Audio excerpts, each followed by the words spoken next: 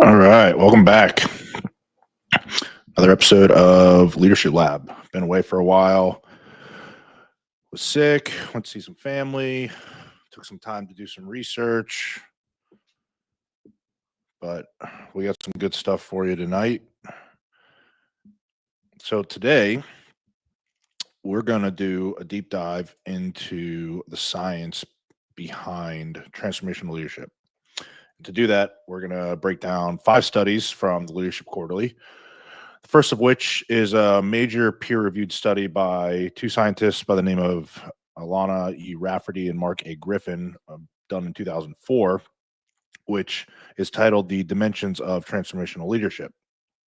And so this study is really useful to helping shape the way you can understand transformational leadership, more specifically, not as like a one-size-fits-all model that it's sometimes characterized as, but as something that has distinct dimensions that each uniquely drive results. So studies right here, Leadership Quarterly back in 2004, done at the School of Management, Queensland's University of Technology in Australia. But before we get into Rafferty and Griffin's study, we're first going to do like a brief history of the transformational leadership approach and explain how it's characterized in the contemporary leadership literature.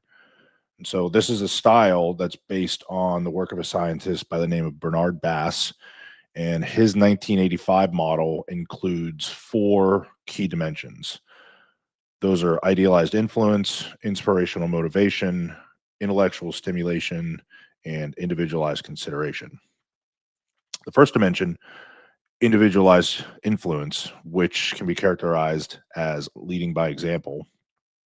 This is the charismatic component of the transformational leadership approach, where leaders are encouraged to act as a role model and thereby earning trust and respect from their followers through their choices, integrity, ethical standards, and consistent behavior. The key traits that you would look for idealized influence would be, walking the talk, demonstrating conviction and purpose, and inspiring loyalty through values-based action.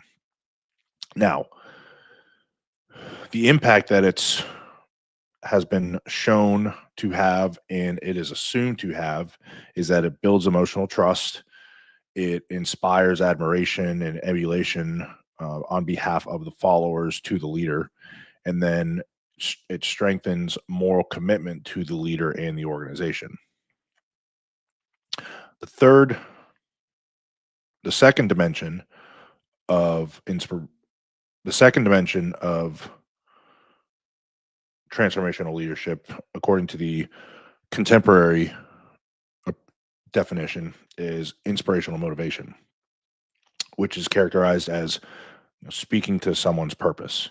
And so this dimension captures the leader's ability to articulate a compelling vision of the future that appeals to the followers' values and inspires the individual and inspires the group into exerting effort beyond their self-serving short-term goals.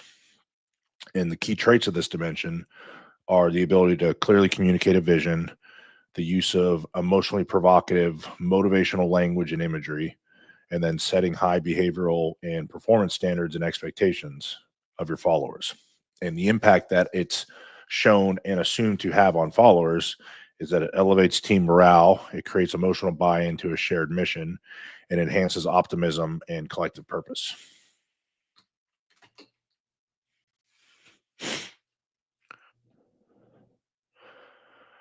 The third dimension of the traditional transformational leadership approach is intellectual stimulation, which Bass characterizes as allowing followers to challenge the norm.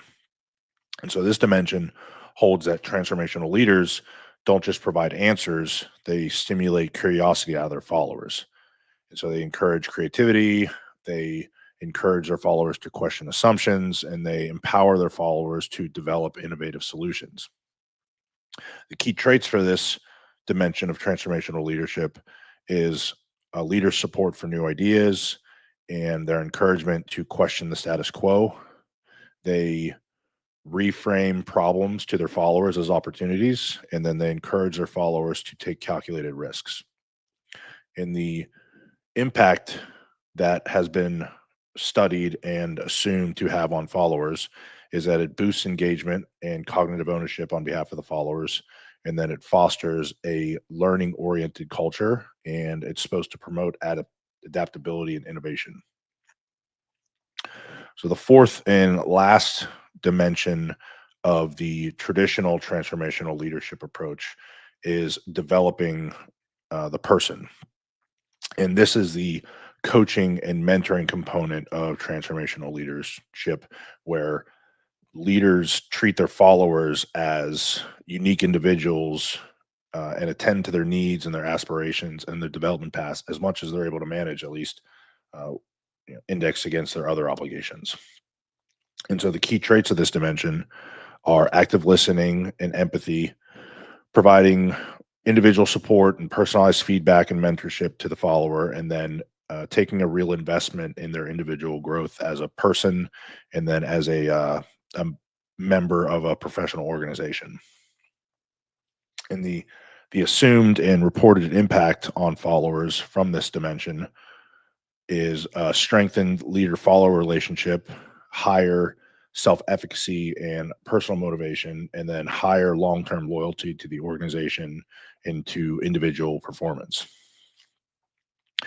So transformational leadership, at least according to the traditional model and based on my own experience, is a really highly studied and highly appealing leadership approach. It has scores of studies done on its impacts, and leadership development programs really love to use it as a foundational approach to leadership. And it has a lot of similarities to servant leadership and thus a similar appeal. And I found its tenets super useful as a metric to measure my own leadership tendencies against. Some of them I implemented better than others, but regardless, I think it's an approach worthy of inclusion in any leader's toolbox. Now, back to the first study. Rafferty and Griffin's problem with these original four dimensions put forth by Bass is that the empirical research has shown over time a high overlap between all their subdimensions. And so Rafferty and Griffin discovered that they weren't as distinct in practice as the theory of transformational leadership had previously suggested. And so they believe that this has led to confusion in leadership training and application and measurement over the years. And so Rafferty and Griffin took a different approach to transformational leadership, and they broke down the model into 5 synonymous, but according to them, more precise components so that they could test their unique effects on leadership.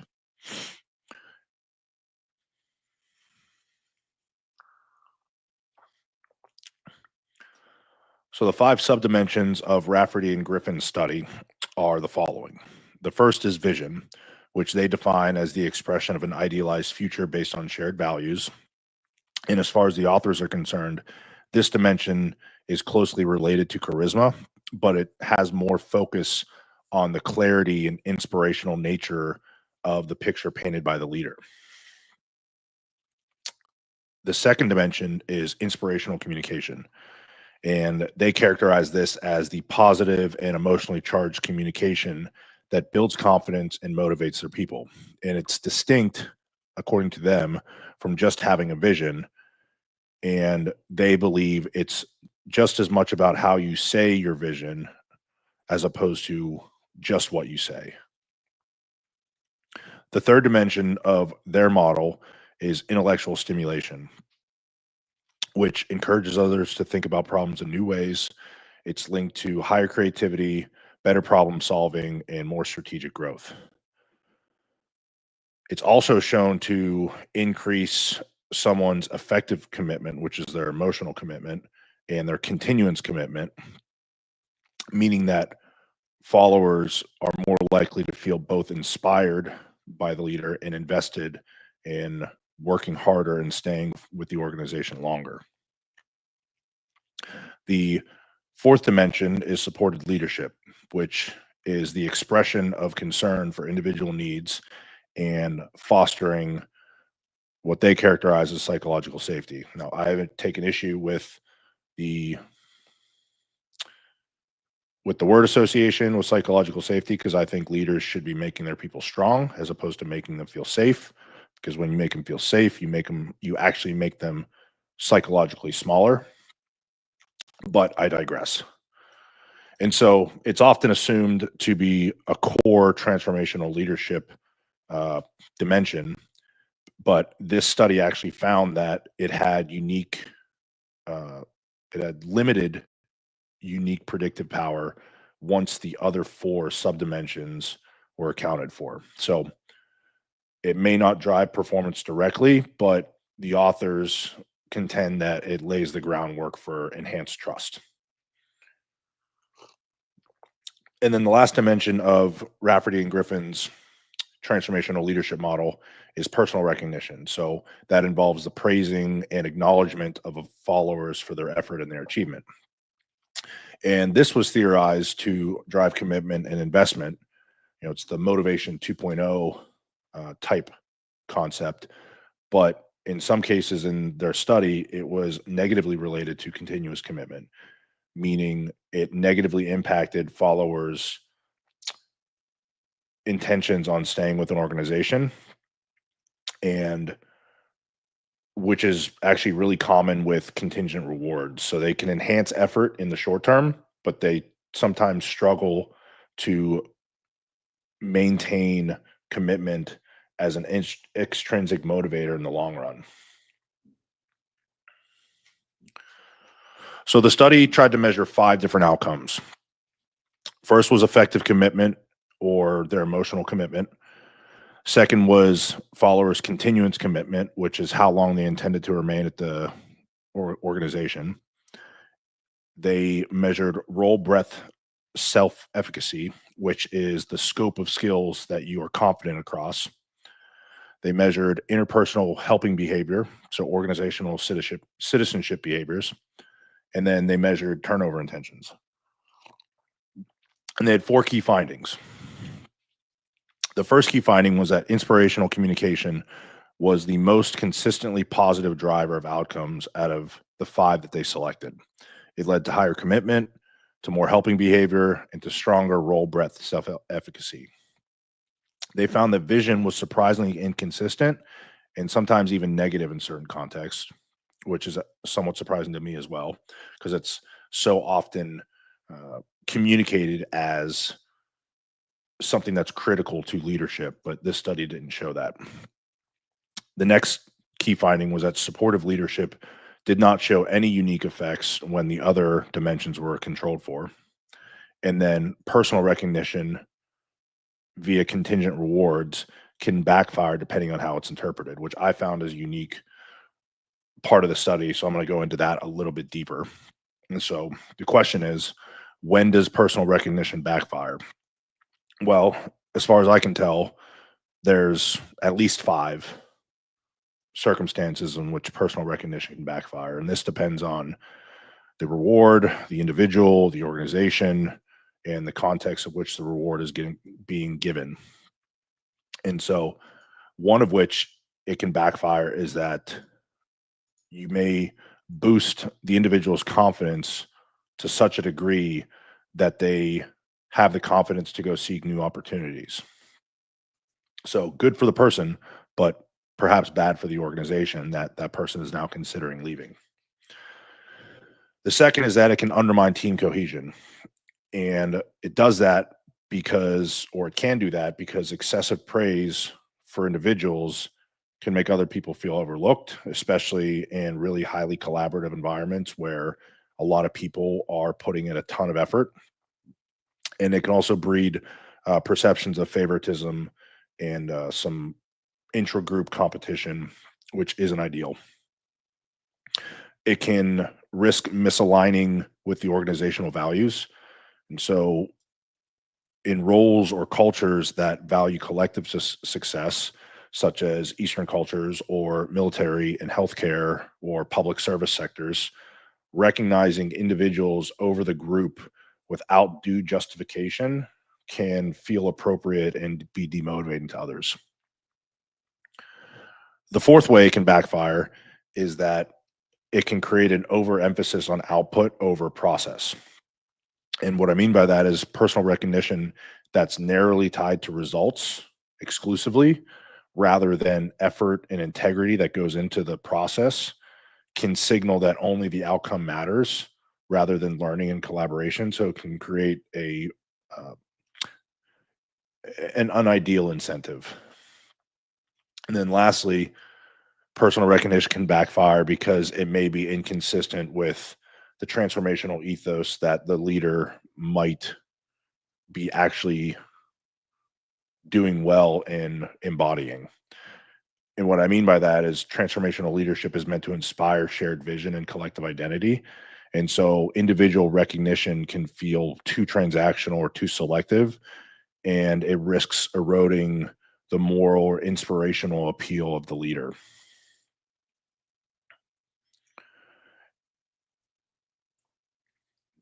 So, what can you learn from the study? Well, Rafferty and Griffin's study shows us a few things. One, it's important to focus on how you communicate your message as a leader.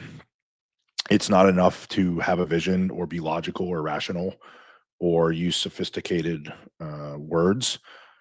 Your words need to inspire. You also should encourage people to challenge assumptions as opposed to always being the answer giver. And then third, showing support is important, but know that as a leader, it may not directly drive the performance to the degree that you would like it to or anticipate without other elements being included in your leadership approach. In terms of like training and leadership development, teaching transformational leadership as a one size fits all, end all, monolithic approach, I think is unwise. And this study kind of bears that out too. Training modules that focus on each subdimension, such as inspirational communication and intellectual stimulation, are all important, but there has to be other elements to your leadership development beyond transformational leadership, which is a similar argument that you'll see with the servant leadership approach. You know, it's often touted as a end all be all approach to leadership, and I just think that's ideological and wrong because leadership is too complicated for it to be consolidated into a single approach and still be effective. So, if any of that hit home and you're thinking that your leadership might need an edge, well, I can help with that. So go to this link in the chat. There you'll find a leadership intake form and fill that out, and you can get a free 15-minute consult with me to see if there's something that I can help you with more. If you're watching the replay, go into my YouTube video description or my bio, and you can find it there.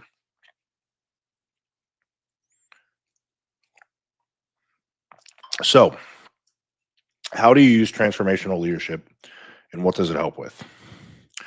Well, for one phenomenon seems to be it helps with generating organization-focused ideas. And to discuss that, we can look at some hard data on how this leadership style directly impacts idea innovation and idea generation inside an organization.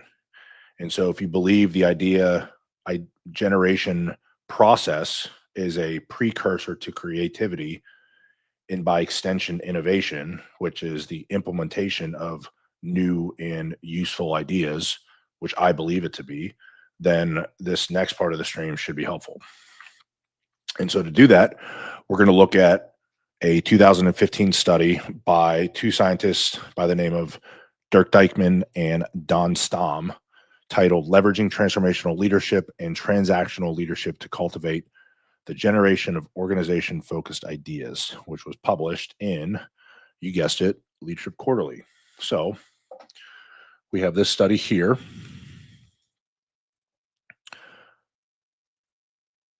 The study was done at the Rotterdam School of Management in the Netherlands. And so these scientists aim to investigate how transformational leadership and transactional leadership motivate employees to commit to an organization idea generation program.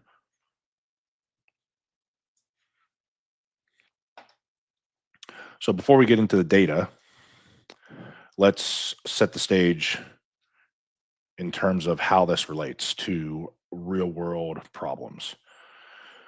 Well, in today's market, idea generation isn't a bonus for organizations. It's a survival mechanism. It's also what innovation is predicated on. Like I said before, innovation is the implementation of a new and a useful idea. And if you have no idea generation, then you have no innovation. And so organizations will often implement some sort of idea generation platform to improve processes or programs. And they'll often take the form of suggestion portals or hackathons or some sort of innovation program. But a lot of them end up failing, unfortunately. And the question is why?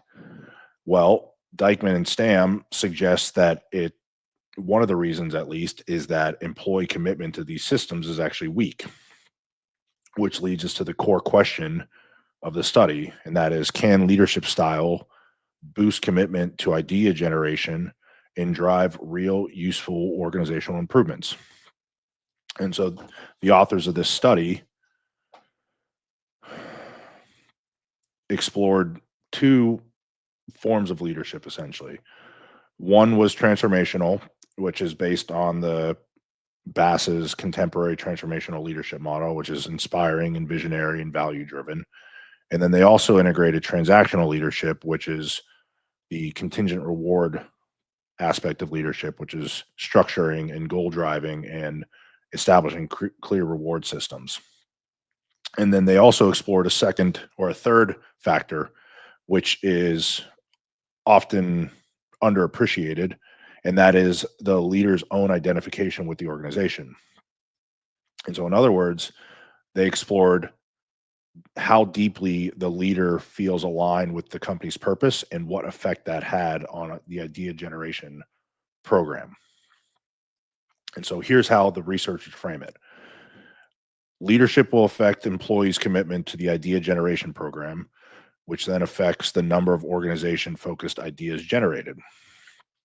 But there's a twist to this. The authors ended up discovering that transformational leadership only works well when the leaders identify strongly with the company. And they called this the mediated moderation model, where commitment is the mediator, meaning it's the channel through which leadership ideas affect idea output. And leader identification is the moderator, which means it amplifies or dampens the effect of leadership. And they used a couple core variables.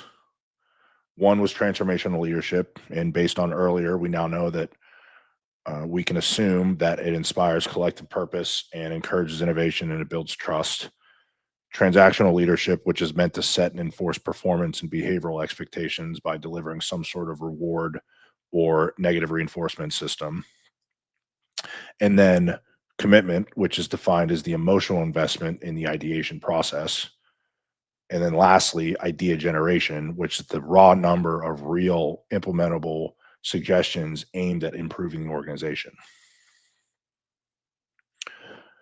So Dykman and Stam's study was conducted at a large European logistics firm. The data that they used was gathered from an enterprise-wide ideation system used across departments. The sample had 120 employees and 20 direct leaders, and then all the employees had submitted ideas within a 2-year period to the organization's idea generation program.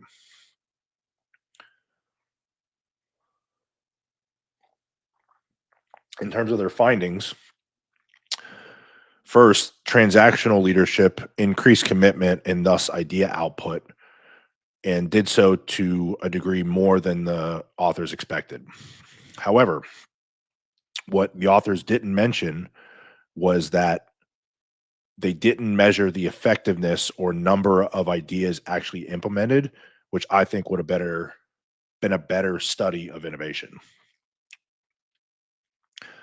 The next finding was that transformational leadership had no significant effect alone unless the leader had a high organizational identification, meaning the leaders who strongly identified with the company had a much stronger influence on their employees' commitment, which shouldn't be surprising. In other words, your employees or your followers aren't just going to follow you if you're smart or charismatic. They're going to follow you if you're committed. And then the last key finding was that the strongest idea generation, meaning the most ideas generated, came from teams where leaders were both transformational in style and also deeply aligned with the organization's mission.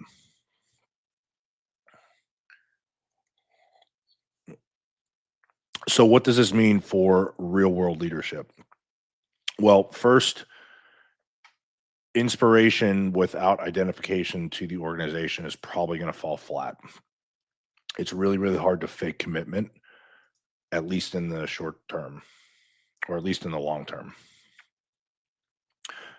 Second, if you're trying to be transformational by painting big visions and modeling values, but you're not emotionally aligned with the mission, your message probably isn't going to stick. Next is that while transactional leadership uh, gets underrated, it has a substantial impact on the effectiveness of your leadership. And flat out, it works. It sets standards, it provides clarity, it helps drive results. I consider it an amplifier to some of the more effective and emotionally provocative styles of leadership, like transformational leadership or servant leadership. I also think it can be used a bit more liberally to enforce standards or expectations as opposed to rewarding behavior, which has been showed to lead to diminishing returns in terms of commitment and performance over time. And so the magic of transformational leadership and its impact on idea generation happens when a couple different things are in play. One, you as a leader inspiring your people with clarity, which is the transformational part. And two, executing the leadership process with structure, which is the transactional part. And also, if you deeply believe in the mission of your organization and that belief shows up in how you lead every day, you're going to get a lot more out of your people. And so, from a self motivation perspective and a team motivation perspective, it's better if you're working for an organization whom you align to its mission. So, how do you apply this? Well, if you're a senior leader, I would encourage you to vet your leadership hires, not just for their skills or their intelligence, but alignment with the organizational identity. And you're going to get a lot more out of them. As far as frontline managers are concerned, I would be mindful of how your personal connection to the company influences your team. And this is something that I struggled with in my last few years in the military is not that I disagreed with the mission or I had a moral a moral disagreement with what was going on. I was just ready for new things. And even that impacted my ability to be inspirational and to be a transformational leader because I just didn't buy into the organization and its values to the degree that I needed to actually get an emotionally provocative mission or vision articulated. So lastly, for frontline managers, I would encourage you to be really clear with your transactional systems. Mostly focus on standards and expectations, but you can also have a smaller but strategic focus on recognition. but don't forget to show what the mission means to you in the process. So transformational leadership by itself can work. Transactional leadership by itself probably won't work. It's better if the two are combined. And so the takeaway for this study is really simple. Leadership drives idea generation, but only when it's authentic, the leader is aligned to the organization, and then it's backed by some simple, clear, and consistent structure. And so the best transformational leaders aren't ones who just motivate. They model their beliefs, they reinforce with clear and logical and fair systems. And then this creates conditions where ideas can thrive and be generated. And so it's one thing to understand the theory, it's another to apply it where it matters. And so if you're interested in closing that gap between knowing and doing, I'm open to a few leadership coaching spots. So check out the link in the chat, go to the video description, or check out my bio on YouTube and get yourself a consult. So now that we've covered idea generation, we're going to explore another study that's titled The Role of Transformational Leadership in Enhancing Organizational Innovation. And this study was done by 3 scientists by the name of Jung, Chao, and Wu. And the goal of this is to take what we now know about transformational leadership from a contemporary perspective, from a more modern perspective, and its impact on idea generation, and then better understand how leadership not only influences individual creativity, but actually can transform organizations into real innovation engines. So again, innovation just isn't about product development. It's a process of strategic survival that organizations have to undergo. And companies today face immense pressure to constantly evolve. And that pressure is amplified depending on the industry that they're in. So customer expectations, global competition, tech cycles, they all demand continuous creative output. But the problem is a lot of the leadership research, which informs leadership training programs, focuses on leadership's impact on creativity from a individual perspective rather than a organizational perspective. And so this study by Jung, Chao, and Wu shifts that lens upwards to the organization as opposed to the individual.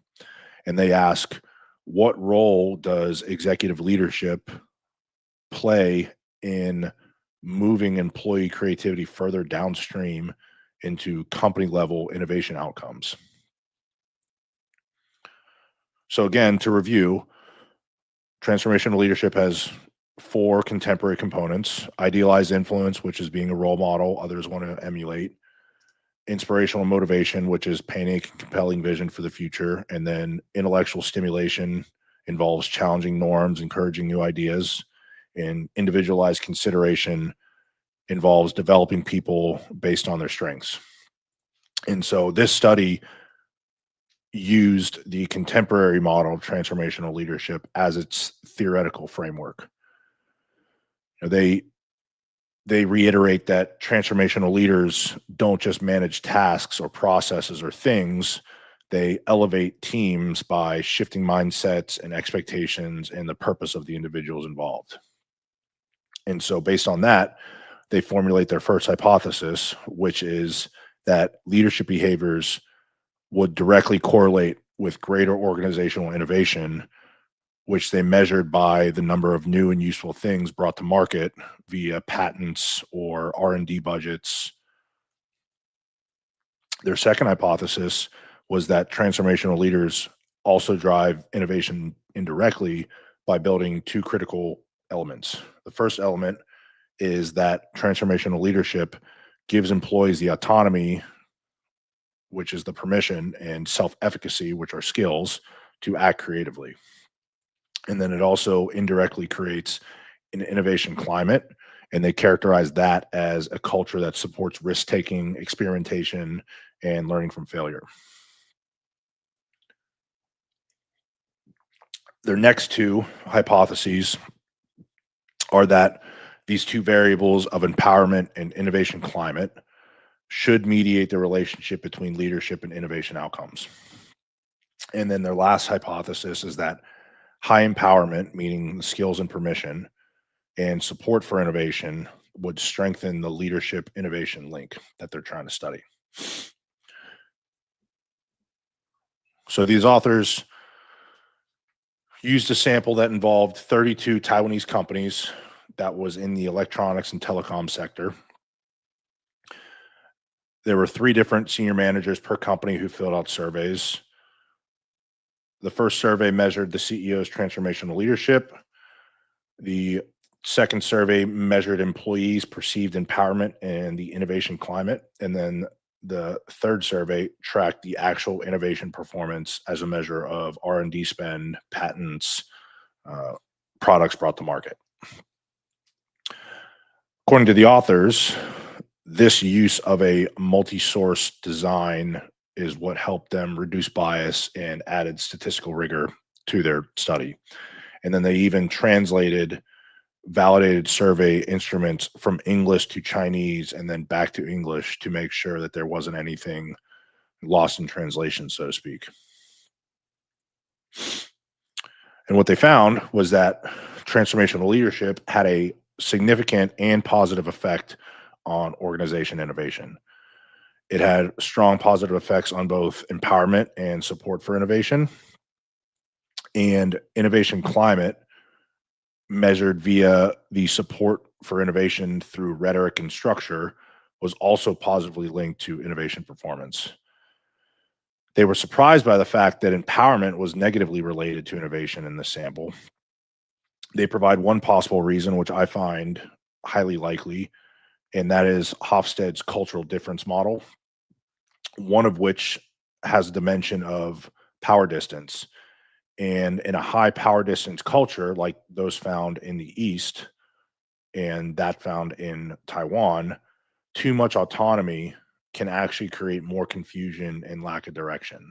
So a high power distance culture looks to its leaders for more direction and guidance than a Western culture would. And then lastly, the climate for innovation moderated the impact of leadership, meaning stronger climates for innovation strengthened the leadership innovation connection. So, what can this study tell us? Well, if your organization is going to innovate, your team is going to innovate, you need more than fancy slogans and town halls. You have to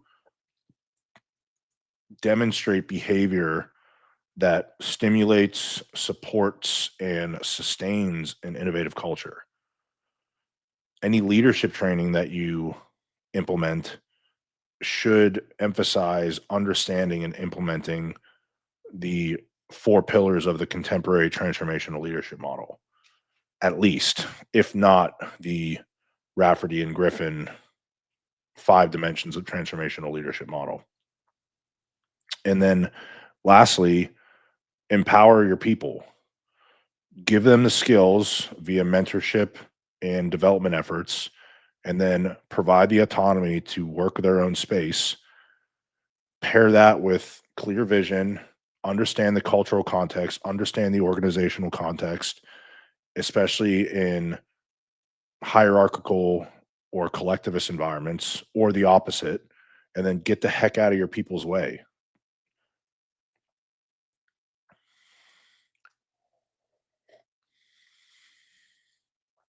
So, Young Chow and Wu's study provides really compelling evidence that transformational leadership is actually an engine for innovation. It doesn't just spark ideas, it helps shape the systems that let those ideas take root. And so, if you're a leader that's aiming to build a culture of innovation in your organization or your team, this research should help shape how you lead, who you promote, and what you reward.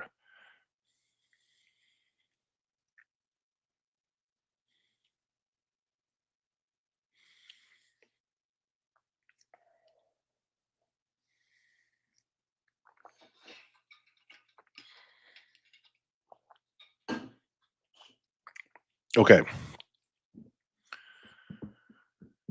Any good discussion of leadership is going to make considerations for context.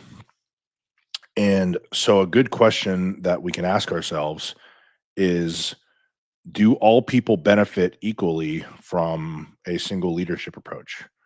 Or do other factors like personality make some more responsive than others? Well, to help answer that, we can look at a study from 2015 titled "To Whom Does Transformational Leadership Matter More?" And this was done by two scientists by the name of Russell Gui and Daejong Choi,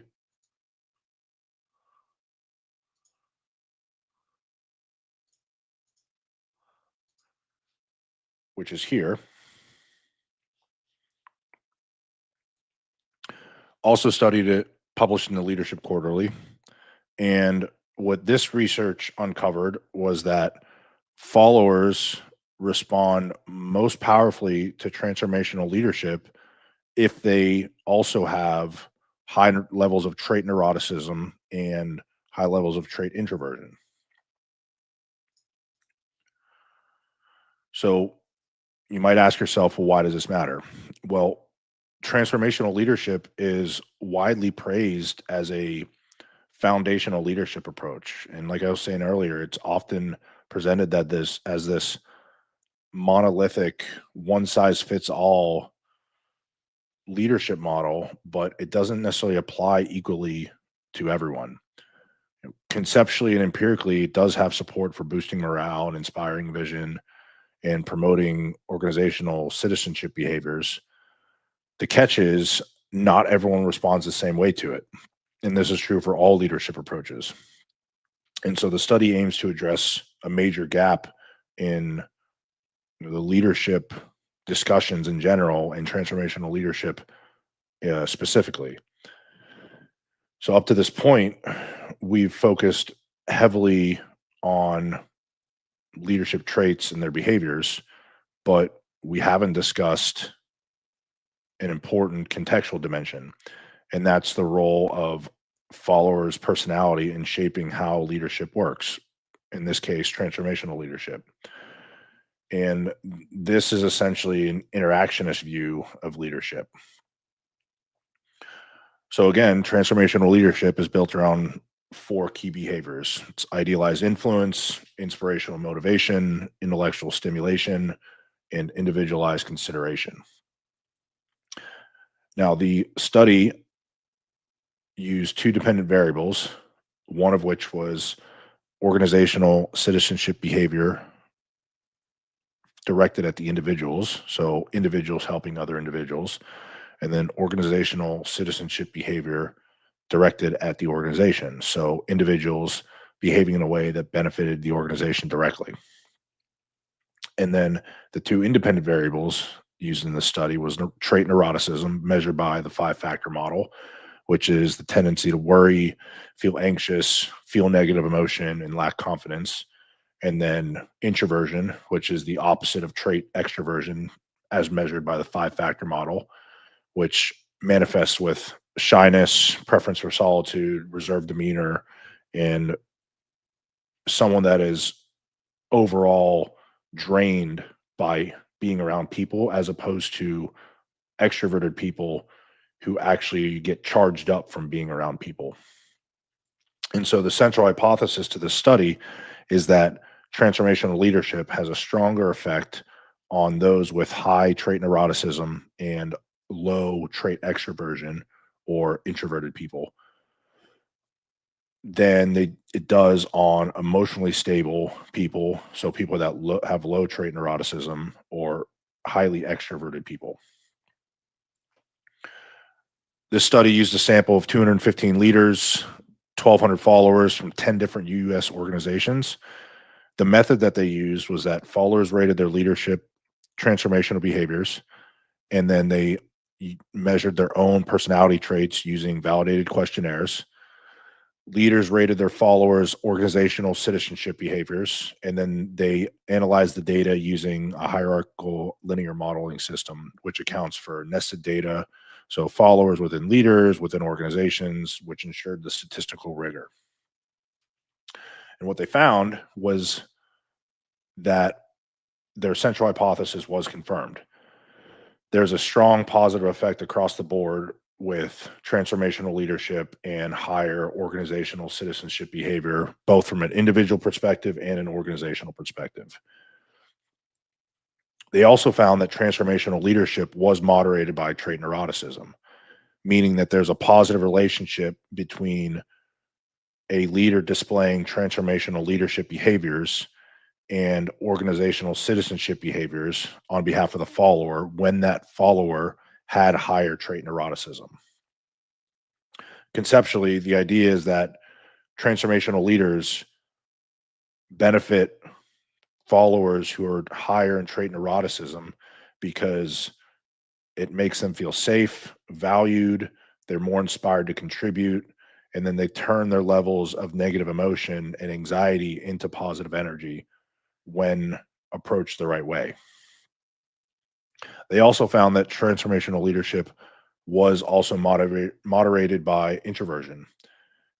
And so introverted followers benefited more from transformational leadership than extroverted followers did. And it does this because the leadership behaviors displayed in transformational leadership draws out that the small extroverted part of introverted people. It builds their confidence and it creates an environment where they can contribute meaningfully. So from this, we can conclude a few things.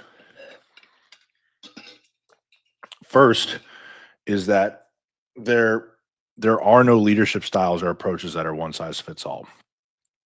So context matters, followers matter.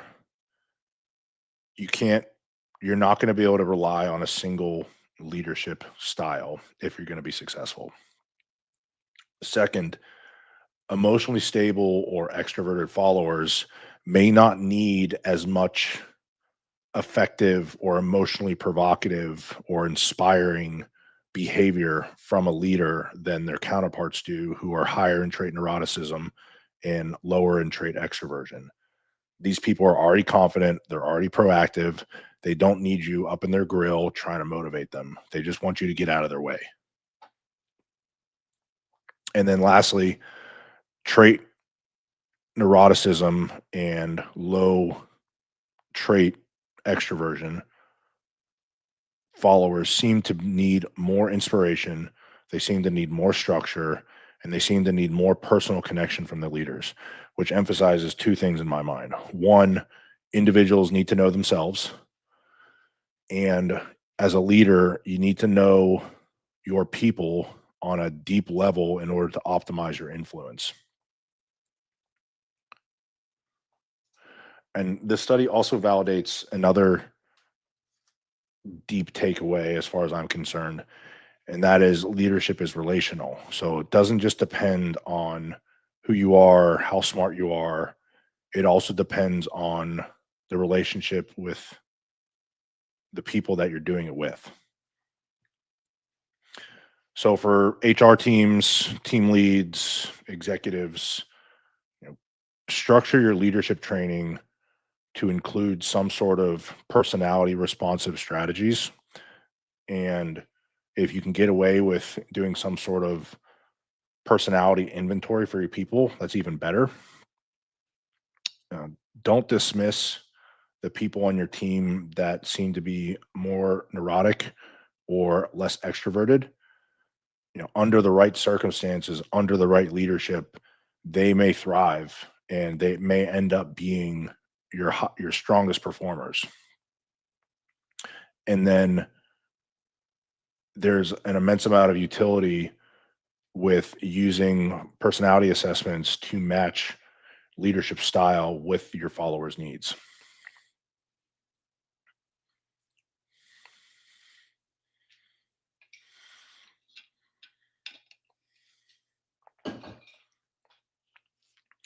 Okay. So now we're going to switch gears a little bit and make this take a unique perspective on leadership, and one that I present with an immense amount of humility, because I am not what I'm about to be talking about. So we're going to discuss transformational leadership through the lens of parenting.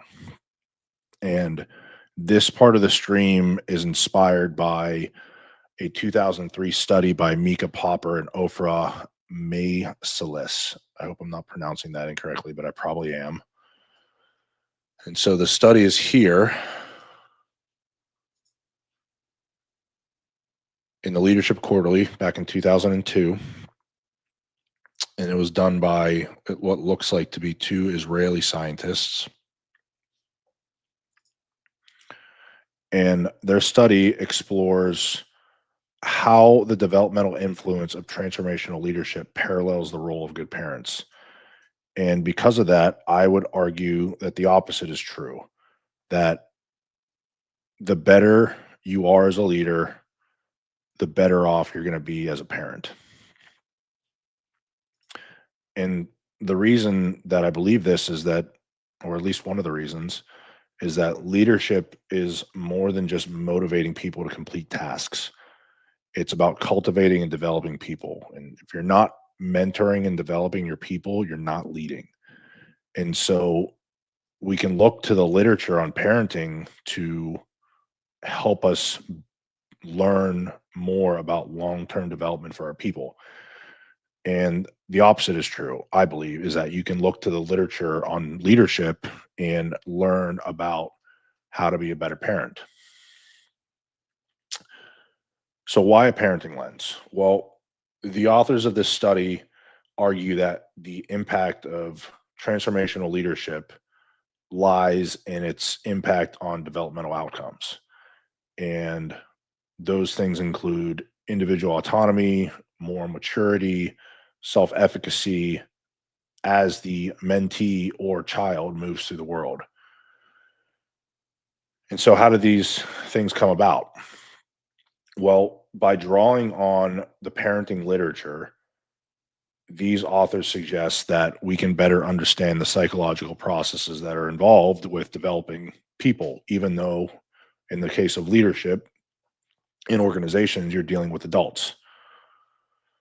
And more specifically, the development of emotional bonds, the building of sufficient psychological scaffolding, as the authors put it, and the establishment of cognitive safe haven dynamics is another way of they characterize it, and then interpersonal trust.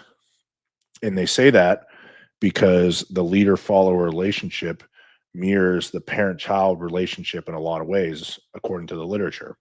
They both involve an asymmetric dependence, and they both require guidance and protection and role modeling. And if you're a parent, I suspect those things sound awfully familiar. And so Popper and Malis identify three key areas where transformational leadership can promote growth in a similar manner as parents, and provides the conceptual basis for their first proposition of the study. The first is motivation. And this proposition is inspired by Maslow's hierarchy of needs, where transformational leaders push people towards self-actualization as opposed to basic rewards that a transactional or management by exception approach would. The second dimension of development deals with individual empowerment. And so, like good parents, transformational leaders are going to foster autonomy in their people. They're going to encourage critical thinking, and they're going to boost their people's self-efficacy and confidence by encouraging and facilitating skill development.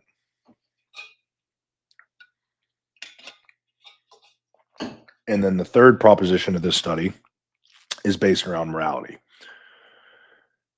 And by that, I mean the authors ground their third proposition in Kohlberg's moral development theory, which is a foundational development theory in the child literature or people development literature, and explains how people move through different levels of moral development.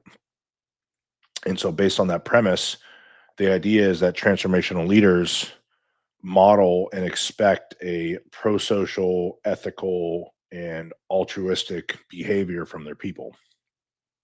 And done correctly, transformational leaders can actually raise the emotional, intellectual, and moral maturity of their people, not just their performance.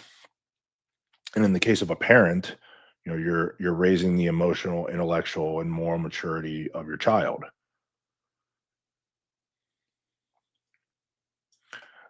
The authors also borrow from attachment theory, and they do so to try to explain how leaders and parents both function as safe havens in times of crisis or times of threat, which is they characterize as somewhere for the person or child to return to in order to ground themselves and restabilize and recompose themselves before going out and pursuing the unknown again.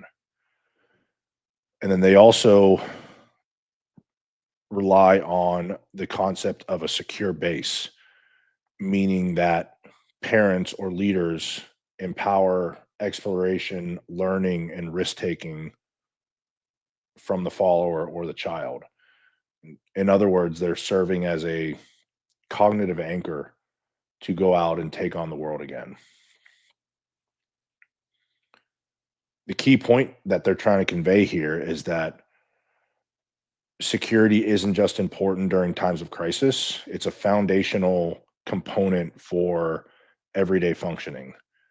And the need for this security is just magnified as complexity or perceived danger increases. They're not trying to compare followers to a child. They're just trying to convey that the conceptual models or the cognitive models that people look to in a leader are strikingly similar to those found in a child looking to their parent. And so when someone trusts in their leadership or when a child trusts in their parent, that person or that child is going to feel more confident to take risks, to take initiative, and consequently, they're going to grow into a more capable person.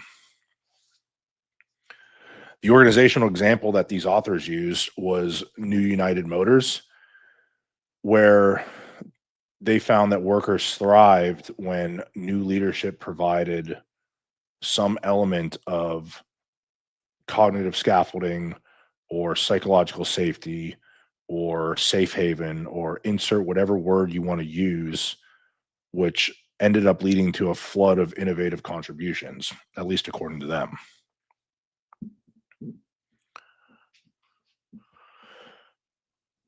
So, based on attachment theory, the next proposition that these authors present is that leadership, specifically transformational leadership, can actually help repattern insecure attachment styles. And what I mean by that is some people are going to walk into a team or join a team already carrying the weight of negative past experiences.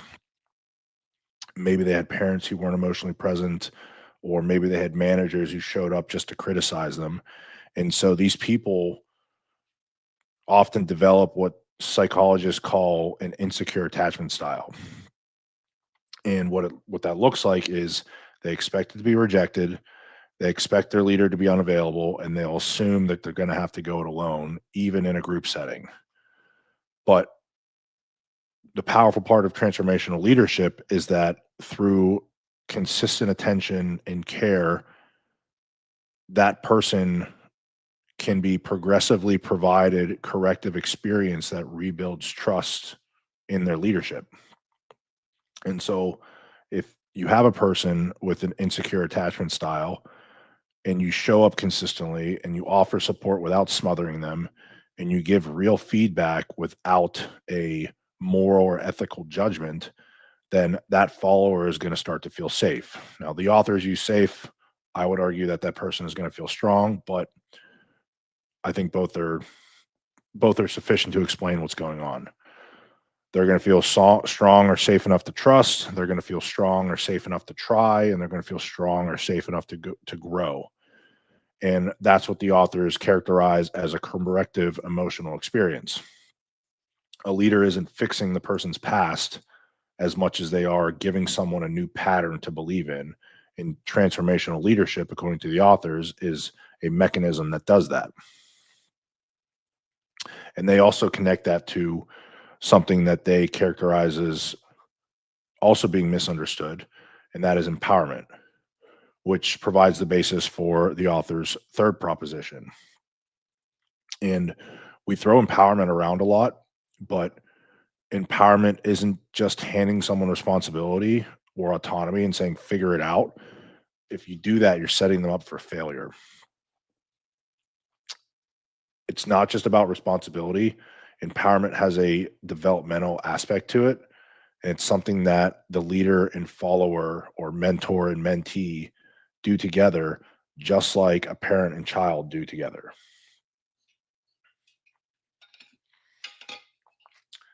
So, to explain this, the authors use a really interesting concept from education psychology called scaffolding, which they believe applies directly to leadership. And I would also agree.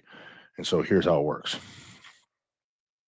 Scaffolding involves a leader setting a challenge that stretches the follower but doesn't break them. It's at the optimal level of difficulty, and it's an achievable challenge. And then you support the learning process in the pursuit of that challenge through strategic feedback, encouragement, and psychological support. And then when that person starts to show sufficient degree of competence and confidence to then tackle that type of problem, you take a step back, you let them take the lead, and then you give them room to prove themselves that they can carry the burden of pursuing that problem. And this is where the authors present their case that this is just like parenting, because you don't carry a toddler forever. You teach them how to walk, you cheer them on when they stumble, and then you step aside whenever they end up finding their stride. And then you do the same thing when they learn how to ride the bike, and then you do the same thing when they learn how to play a sport. So I think it's a really interesting and highly accurate comparison that the authors provide in terms of transformational leadership and good parenting. And I think that's what good leadership does. It doesn't just manage things or processes. It doesn't just assign tasks to people. It develops and it shapes people. And so if a leader is leading that way with structure and support and belief, it can bring out competence and confidence from even really hesitant or withdrawn team members. And you can transform that person into someone that is perhaps your most committed contributor. And the beauty of figuring this out and doing it right is that you didn't force that out of them. You simply created conditions and then let the transformation do its work.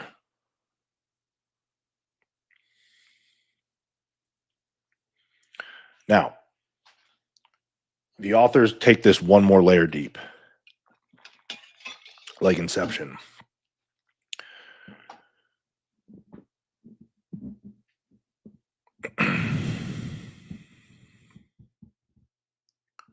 Most people think that moral development is something that you either grow up with or you don't, but that's not really how it works. Although to some degree it does, it's not a straitjacket. In reality, moral behavior is more often something that is modeled as opposed to memorized. And so transformational leaders, just like good parents, have the power to shape it. good parents don't just bark orders at their kids. They set high moral standards, they hold to them, and then they live by them themselves. They they build a personal relationship with their kid through trust as opposed to authority, and then they take the time to explain why things matter as opposed to just explaining what things need to be done. And I think that's a good blueprint for leadership in general and transformational leadership specifically. You know, transformational leaders should be setting the bar high, not just for performance outcomes, but for how those outcomes are achieved and showing what integrity looks like under pressure, which no one is going to live up to all the time. People are going to fall short and have missteps, but getting it right most of the time and certainly putting in the effort to have integrity is what is going to inspire your followers to do the same. And then modeling empathy with other people and fairness and long-term strategic thinking, even when it's inconvenient, is something that your followers are going to see. And this isn't just a philosophical opinion that I have. Cognitive science backs this up. There's plenty of studies that show that people, and especially developing adults, are most likely to adopt the moral values when they're taught by someone who blends high expectations and empathy and emotional resonance all at the same time. And that should sound strikingly familiar to how good parenting works. So the best leaders are able to shape the moral compass of their teams. There's the adage that leaders shape culture. Well, leaders also shape the compass of their teams. And they shouldn't be doing it through fear or rewards, but through modeling the values that they expect to see in real time. And so if you want your team to act with integrity, well, you have to show them what right looks like, and especially show it when no one's watching. If you want them to care about others, then you have to go the extra mile for the team and for the organization, even when, and perhaps especially when, it doesn't benefit you directly.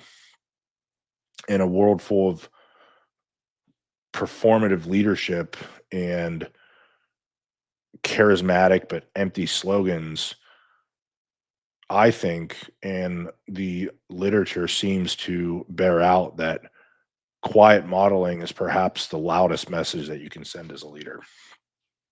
And so you can ask yourself, you know, as a person in a position of leadership or as a parent, what are you normalizing? And what kind of moral atmosphere are you facilitating and building? And not with your words, but with your behaviors and with your own actions. As a leader, there's only one of you. So everyone's looking at you, as opposed to a team of 10 or 20 that you're responsible for. You've got to look at 10 or 20 different people, but those 10 or 20 people are all looking at you and all watching what you're doing. Just like a kid is not listening to what their parents are doing, especially at a young age where they don't have a command of the English language. They're just watching everything, and like that's how they learn.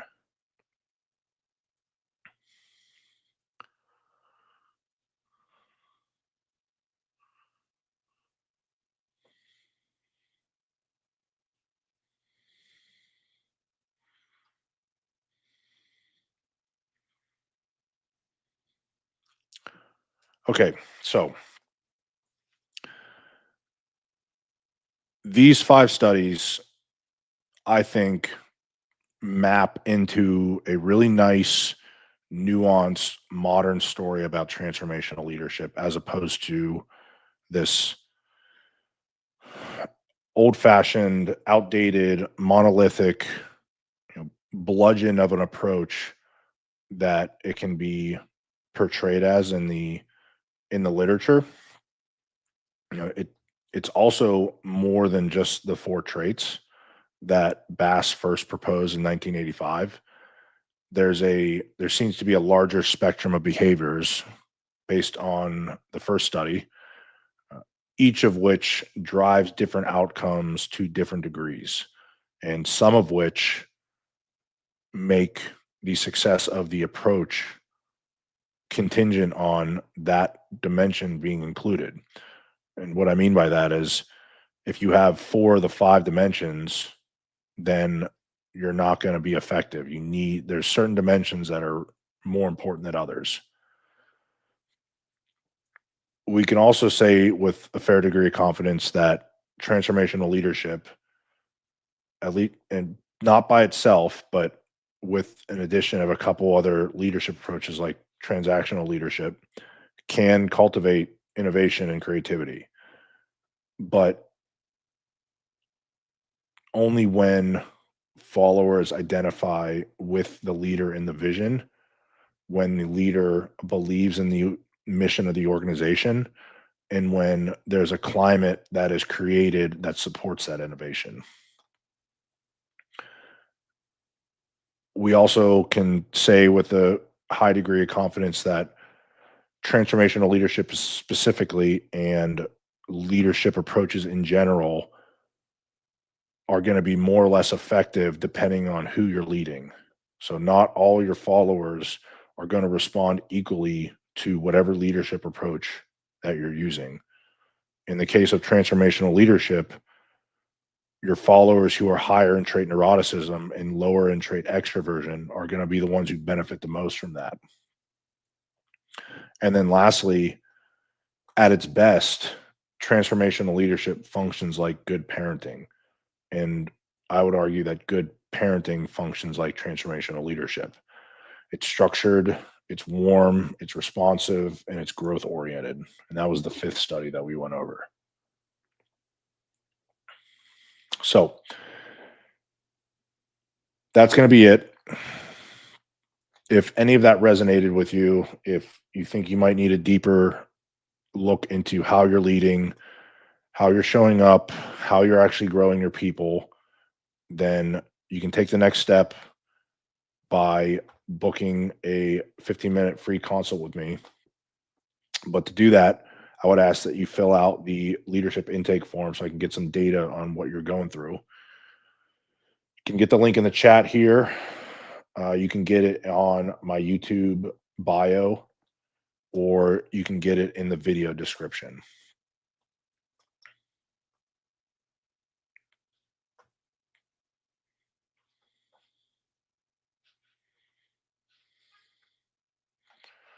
Hang out for a minute here.